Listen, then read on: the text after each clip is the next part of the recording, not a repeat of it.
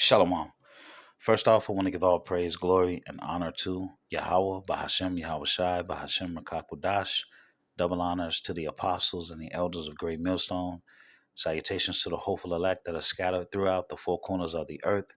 And to all my brothers out here preaching this truth to you, I say Shalom. This is Amatazar from the Chicago camp coming back at you again with another lesson entitled Passover Spirit to Be In. Imagine a Passover with no strippers and no semi-automatic rifles, no new song premieres or rap performances, no QR codes or ticket sales, no unbelieving two-thirds eating unworthily. Everything I just mentioned is what we've seen over the past few years concerning some of these wayward Israelite camps that the Lord is bringing to naught. Okay? He has them in derision, breaking them up, splitting them up, and having them all discombobulated, teaching the wrong doctrine and everything. All right, so we don't even have to say any names. All right, but I want to talk about the right spirit to be in. The Passover spirit to be in, all right, is a reflective spirit about death and mourning. All right, death being in the sense that in Egypt the Lord delivered us, all right, from the death angel, okay, because of the blood of the Lamb. The blood of the Lamb on the doorpost, okay, was the sign to the destroyer, okay, who was actually Yahushua if you can receive it. But it was a sign, okay, so he could pass over, all right, because death was coming to every firstborn, all right, man and animal in Egypt, okay. And so in that night, it was filled with screams and terror and horror and death. Fast forward to Yahushua, okay, and the Passover. He explained that this was his body that was being broken and his blood, okay, that was being shed for the remission of sins for many, okay?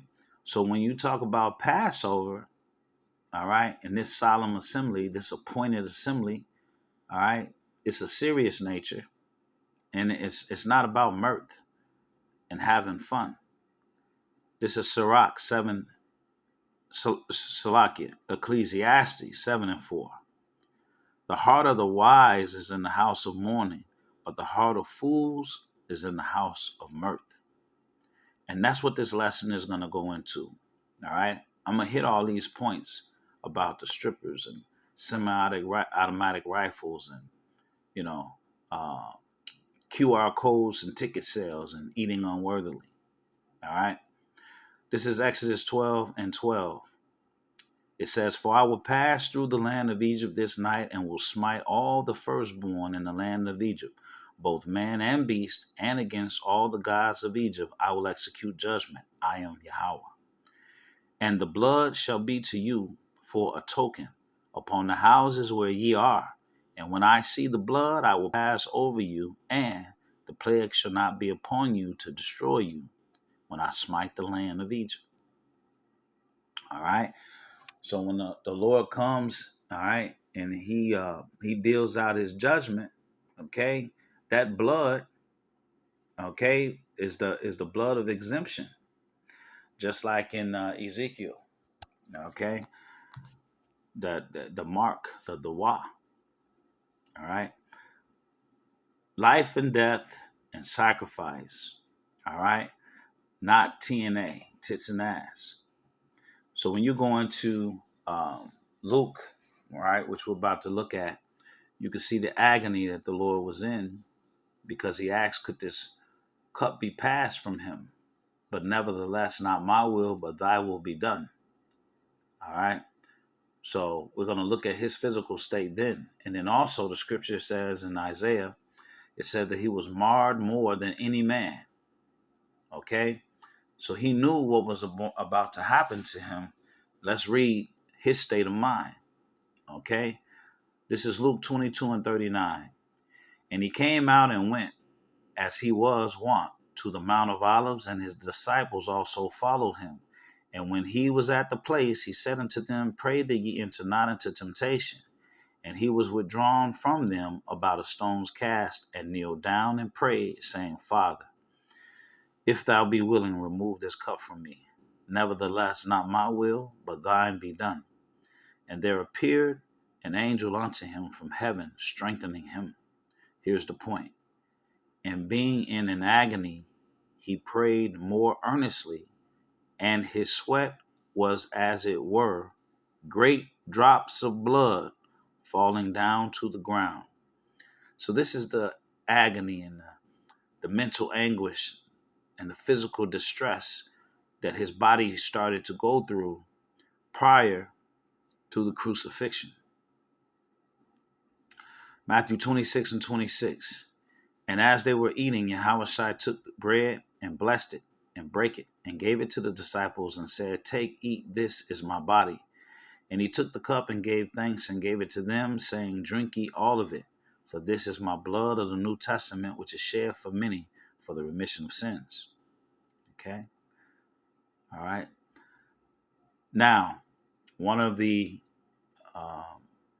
visions, okay, or images that is burned into my mind is about a year or so. I think it was last Passover, if I'm not mistaken. You had an Israelite group that had semi-automatic rifles at their Passover. And what was that about? What is that supposed to mean? It's completely contrary to the scriptures. All right? Completely contrary. It says the weapons of our warfare are not carnal. There's no need for semi-automatic weapons. 2 Corinthians 10 and 3. Okay? It says, For though we walk in the flesh, we do not war after the flesh. For the weapons of our warfare are not carnal, but mighty through the Most High to the pulling down of strongholds, casting down imaginations and every high thing that exalted itself against the knowledge of the Most High, and bringing into captivity every thought to the obedience of Hamashiach. All right. Zephaniah 3 and 8. Therefore wait ye upon me, saith the Lord Yahweh, until the day that I rise up to the prey. For my determination is to gather the nations, that I may assemble the kingdoms, to pour upon them mine indignation, even all my fierce anger. For all the earth shall be devoured with the fire of my jealousy. All right. So the Lord is going to do this heavy lifting. Okay. The Lord is going to take this devil down. Psalms 110 and 5. The Lord, Yahweh, at thy right hand shall strike through kings in the day of his wrath. He shall judge among the heathen. He shall fill the places with the dead bodies. He shall wound the heads over many countries. You see, this has absolutely, the Lord has to be the one, all right, to save us from our condition. The scripture says that Jacob is a worm. Psalms 44 and 4. Thou art my king, O power, command deliveries for Jacob. Through thee will we push down our enemies, and through thy name will we tread them under that rise up against us. For I will not trust in my bow, neither shall my sword save me. You see? So the representation, okay, of any weaponry is off. Okay? Any show of physical force in this ministry and this truth is off. For thou hast saved us from our enemies and hast put them to shame that hated us. In the Most High we boast all the day long and praise thy name forever. Selah. Okay? All right, so before I hit this preaching for profit, let's go take a look at Romans 13. You have to understand this. Romans 13 and 1 says, Let every soul be subject unto the higher powers, for there is no power but of the Most High. The powers that be are ordained of the Most High. Whosoever therefore resisted the power resisted the ordinance of the Most High, and they that resist shall receive to themselves damnation. Okay? They that resist is going to receive damnation. It's the Lord, all right, that put this devil in power. The earth is given into the hand of the wicked. Okay? So, let me see. 28. Let me see. Take a look.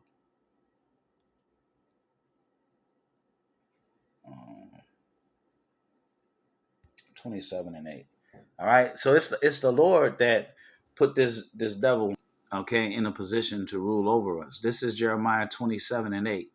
And it shall come to pass that the nation and the kingdom which will not serve the same Nebuchadnezzar, the king of Babylon, and that will not put their neck under the yoke of the king of Babylon, that nation will I punish, saith the Lord Yahweh, with the sword and with famine and with the pestilence, until I have consumed them by his hand.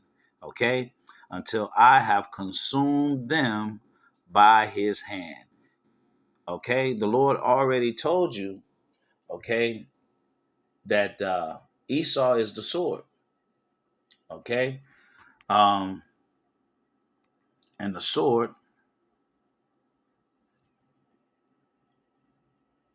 let me see. Esau is the sword, and it said to be careful or be mindful of the sword. Okay, there there's a judgment. Let me see. Sword,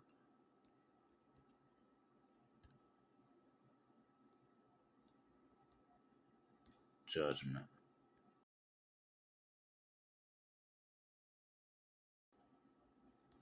Okay. Oh, bear with me. Judge. Am I spelling this right?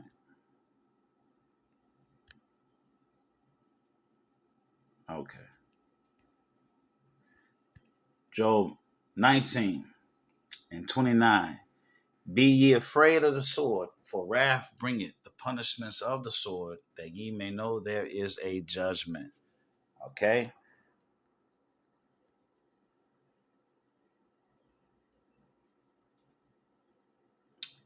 Psalm 17 and 13. Arise, O Lord, disappoint him, cast him down. Deliver my soul from the wicked, which is thy sword. Okay?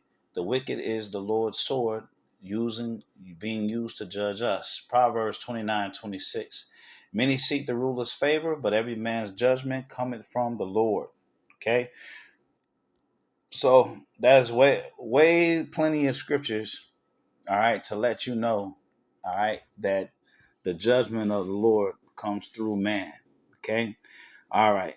And in closing, let's finish this. Preaching for profit. Proverbs 23 and 23, it says, buy the truth and sell it not. Also, wisdom and instruction and understanding. Isaiah 56 and 10, it says, his watchmen are blind. They are all ignorant. They are all dumb dogs. They cannot bark, sleeping, lying down, loving to slumber. Yea, they are greedy dogs which can never have enough, and they are shepherds that cannot understand. They all look to their own way, every one for his gain from his quarter. All right, thing that stands out to me is, in the past, you got Deacon Hakah, who was spotlighting his house and his fancy cars. He says, when I'm done with YouTube, okay? There's no such thing as when I'm done with YouTube. This is a ministry, and the scripture says that we are to act wax old in thy work. Okay, wax old in this ministry. There's no such thing as when I'm done with YouTube. Well, for him it is, okay, but not those men of the Lord that are in the actual truth. And lastly, eating unworthily. 1 Corinthians 11, starting at verse 23. For I have received of the Lord that which also I delivered unto you, that the Lord Yahushua, the same night in which he was betrayed, took bread, and when he had given thanks, he brake it and said, take, eat, this is my body which is broken for you. This do in remembrance of me. After the same manner also he took the cup when he had supped, saying, this cup is the New Testament in my blood. This do ye as oft as ye drink it, in remembrance of me. For as oft as ye eat this bread and drink this cup, ye do show the Lord's death till he come. Wherefore, Whosoever shall eat this bread and drink this cup of the Lord unworthily shall be guilty of the body and the blood of the Lord. But let a man examine himself, and so let him eat that bread and drink of that cup. For if he that eateth and drinketh unworthily eateth and drinketh damnation to himself, not discerning the Lord's body. For this cause many are weak and sickly among you, and many sleep. That means die. For if we would judge ourselves, we should not be judged. But when we are judged, we are chastened of the Lord, that we should not be condemned with the world. Therefore, my brethren, when ye come together to eat, tarry one for another. And if any man hunger, let him eat at home, that ye come not together unto condemnation. And the rest will I set in order when I come. Now, does that sound like you should be selling tickets to the general public? I'm done. All right. So this has been Passover Spirit to Being. I pray that this lesson was edifying. Until the next one, Shalom.